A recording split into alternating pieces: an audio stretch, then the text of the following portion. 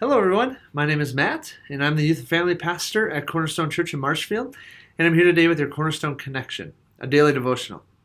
Have you ever heard of this term? Spiritual amnesia. Spiritual amnesia. You're probably going, well, I know what spiritual means. I know what amnesia means, right? The partial or total loss of your memory, right? You know what these two things are, but you've probably never put them together. Well, I never had before either.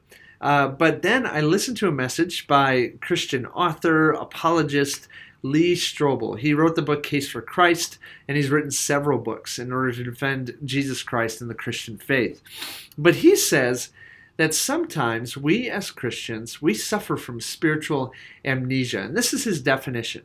He says spiritual amnesia is when we get so anxiety ridden, we get so worried about what's in our future because we have forgotten about God's track record of faithfulness and God's track record of what He's already brought us through in the past.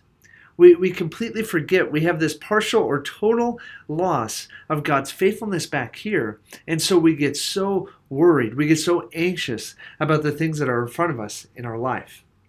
And in the same message that he shared about this concept of spiritual amnesia, he gave us an example in that message from the Gospel of Mark chapter 8.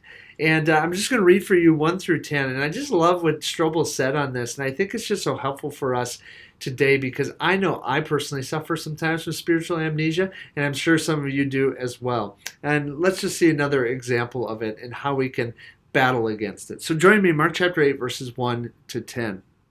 It says, during those days, another large crowd gathered, and since they had nothing to eat, Jesus called his disciples to him and said, I have compassion for these people.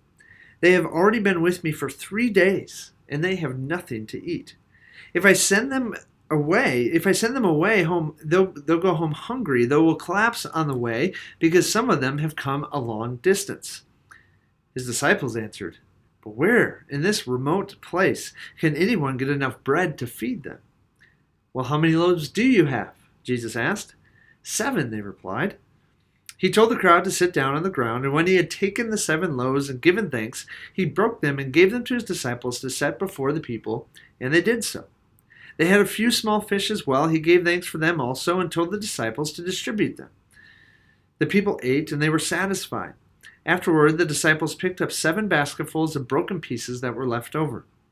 About 4,000 men were present, and having sent them away, he got into the boat with his disciples, and they went to the region of Dalmanutha. Now, put yourself in the sandals of the disciples back then.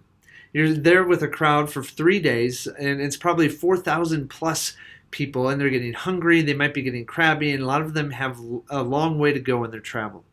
And your master, your teacher, who's done some crazy things in the past, he says, we need to feed these people.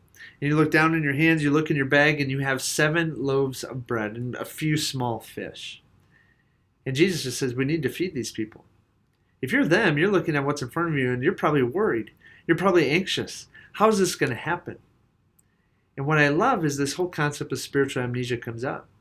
Lee Strobel says, well, hey, turn back the page of your Bible, maybe just one page, but turn back 2 chapters and go to Mark chapter 6, verse 30 through 44. What you're going to see there is you're going to see a section that's subtitled, Jesus Feeds the 5,000. Many Bible scholars think that there was maybe 10,000 people there, or 15,000 with women and children counted. And you know who else was there with Jesus and all those people that day? The same disciples who are with him in Mark chapter 8, before a crowd of 4,000, maybe 8,000, who knows? Yet, it's like these disciples totally forgot what Jesus did 2 chapters ago. Don't we act like that sometimes? Don't we look at what's right in front of us and we forget all that God has done in the past, how faithful he has been, how much he's brought us through? I know I do this all of the time. And there's an author, his name is Don Baker. And he says, a great antidote, a great cure for us having this spiritual amnesia is thankfulness. He said in those worrisome moments, just like Philippians 4, 6, and 7 say, in those anxious moments, we need to thank God in everything.